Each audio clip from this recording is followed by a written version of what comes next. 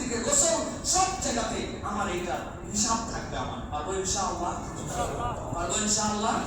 আল্লাহ আমাদেরকে বোঝার তৌফিক দেন। সর্বশেষ যেটা বলবো, মিডিয়ায় দায়িত্বশীল আচরণ করা। আমরা যখন কোনো কথা বলবো, মিডিয়ায় যাব, আমাদের একটা দায়িত্বশীলতার জায়গা থাকবে। আল্লাহ কোরআনের সূরা কাফের মধ্যে বলেছেন, মা ইয়ালফিযু মিন কাওলিন ইল্লা লাদাইহি রাকীবুন আতীদ। তোমার মুখে প্রত্যেকটা কথা আল্লাহর কাছে সংরক্ষণ করা হয়। অতএব তুমি যাই বলো না কেন, ফেরেশতা সেটা লিখে রাখে। অতএব আমরা এই জায়গাতে দুইটা টাস্কের কথা বলবো। আমার দ্বারা বিপদ, অশ্লীলতা এবং আমার দ্বারা কোনো অপবাদের প্রচার যেন না হয়। কেউ একটা অপবাদ ছড়াই দিছে, কেউ একটা অশ্লীলতা ছড়াইছে, আমি ওটাকে শেয়ার করলাম, কমেন্ট করলাম, প্রমোট করলাম, না বুঝে ওইটাকে আমি দিয়ে দিলাম, এটা হবে না।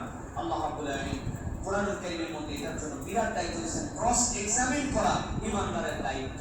আল্লাহ রাব্বুল আলামিন আমাদের জন্য দায়িত্ব দিয়েছেন। 2 নম্বর, দাওয়াতি সত্যনিষ্ঠ কন্টেন্টের প্রচার বাড়ানো। একদিকে যেরকম অন্যায়ের প্রচার করব না, ঠিক একই রকম ভাবে দায়িত্বশীল প্রচারটা আমি করব। এই দুইটা আমাদের জন্য অন্যতম সামাজিক দায়িত্ব, এটা সমাজের মানুষের দায়িত্ব। এই যে ডেঙ্গুর প্রভাব বৃদ্ধি পেয়েছে, চিকুনগুনিয়ার প্রভাব বৃদ্ধি পেয়েছে, আপনি সব সেক্টর কাজে লাগালেন, এই বুজুর্গদেরকে করলেন না। টিভিতে প্রচার, কে টিভি দেখে? কান্না টিভি কে দেখে? হ্যাঁ, বাংলাদেশে আপনি পত্রিকা দিয়েছেন, কয়টা বাড়িতে পত্রিকা যায়? পত্রিকায় আপনি 1 লক্ষ টাকা খরচ করে সিটি কর্পোরেশনে বিজ্ঞাপন দিয়েছেন। এই হুজুরদেরকে আপনারা কোনোদিন আমলে নেন নাই। 4 লক্ষ মসজিদকে আমলে নেন, এর থেকে বড় উপকার কোনো জায়গা থেকে পাবেন না। আপনার বাড়িতে আজকে যে দেখবেন বারান্দায় টবগুলোর মধ্যে অতিরিক্ত পানি আছে কিনা, গাছ লাগানো থাকলেও সেটা বেড়ে যে মশার আড্ডাখানা হয়েছে কিনা, ছাদের মধ্যে, সিঁড়িতে, লিফটের রুমে, আশপাশে প্রত্যেক রুমের যদি একটু সচেতন হয়। ডাবের খোসাটা আছে উল্টে দিছে, পানিটা ছিল, বালতিটা দেখছেন না, এই বালতিতে গাছটায় পানি জমে আছে। আচ্ছা, আমি তো সামাজিক মুসলিম দায়িত্ব আছে, বালতিটা উপর করে রাখছে।